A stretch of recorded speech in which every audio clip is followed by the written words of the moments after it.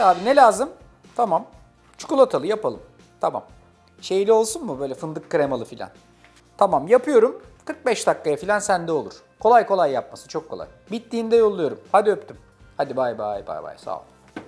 Hemen çevirdim tarifi. Çikolatalı istediler ama ben fındık kremalı yaptım. Çünkü öyle bir hazırlığım vardı. Bugün size fındık kremalı inanılmaz basit bir çörek yapacağım. Yapması çok kolay. Her şeyi tezgah üstünde başlıyoruz. Eğer böyle bir T1 by Kale kolay çalışacağınız, güzel, yanmaz, yapışmaz, kırılmaz, çizilmez, efsane bir tezgahınız varsa her şey çok kolay. Öncelikle 4 su bardağı kadar unu porselen seramik T1 by Kale tezgahımın üstüne döküyorum. Üstüne bir paket vanilya, bir paket kabartma tozu ilave ediyorum. Hepsini burada güzelce bir karıştırıp ortasına bir çukur açıyorum. Küçük bir sos tenceresinde 125 gram kadar margarin erittim. Margarin istemezseniz tereyağı da eritebilirsiniz bu arada. İçerisine 1 su bardağı ayçiçek yağı ilave ediyorum. 1 su bardağı da yoğurt ilave ediyorum.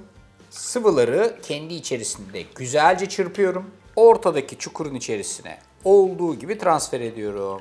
Bir çatalla hafif hafif kapatarak sıvılarla kuruları güzelce yediriyorum.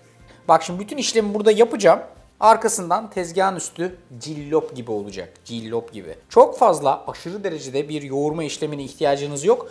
Yağı kusturmayacağız. Hamuru bir araya getirip tutmak bizim için yeterli.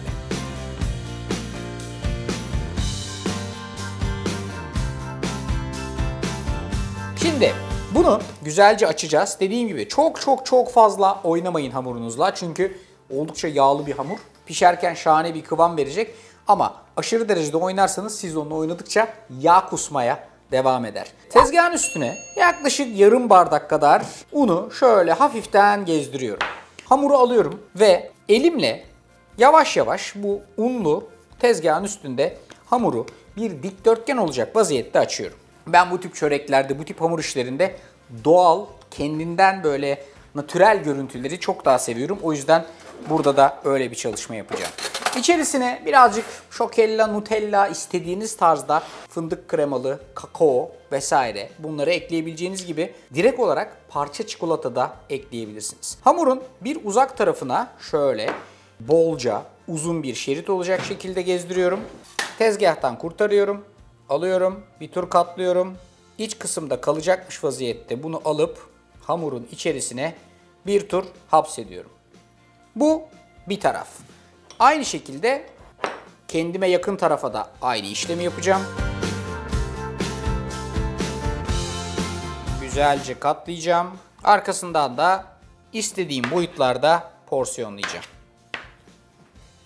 Netice itibariyle şu şekilde güzel çikolatayla veya kremayla dolgulu şöyle çörekler yapmış oluyoruz. Bu arkadaşları yağlı kağıt serilmiş bir fırın tepsisine alıyorum ve 180 derecelik fırına atıyorum. Takriben 25 ila 30 dakika arasında fırında kalacak. 25-30 dakika arasında fırında kalan bu güzel çörekleri çıkartacaksınız. Birazcık dinlendireceksiniz. Ondan sonra da servis edeceksiniz. Tezgahı temizlemek de aynen bu kadar kolay. Bunları böyle ben doğal olarak yaptım. 10 numara 5 yıldız. Birazcık bunun üstüne pudra şekeri gerekir. Tamam baba, siparişler hazır. Nereye yollayayım? Tamam. Yolluyorum. Seni öpüyorum. Görüşürüz. Hadi hoşça kal. Bayağı bildiğin sipariş yani. Kafaya koy, sat, para verir alırlar. Bir de ısıralım. Yanına güzel bir fincan kahvenizi alacaksınız. Çikolatalı çöreği de alıp keyfinize bakacaksınız. Olağanüstü kolay bir tarif. Yağma yok. Çok net yaparsınız. Yapıp yiyip yanına da bir fincan kahveyle işi götürün. Hadi bakalım. İyisiniz. Afiyet olsun.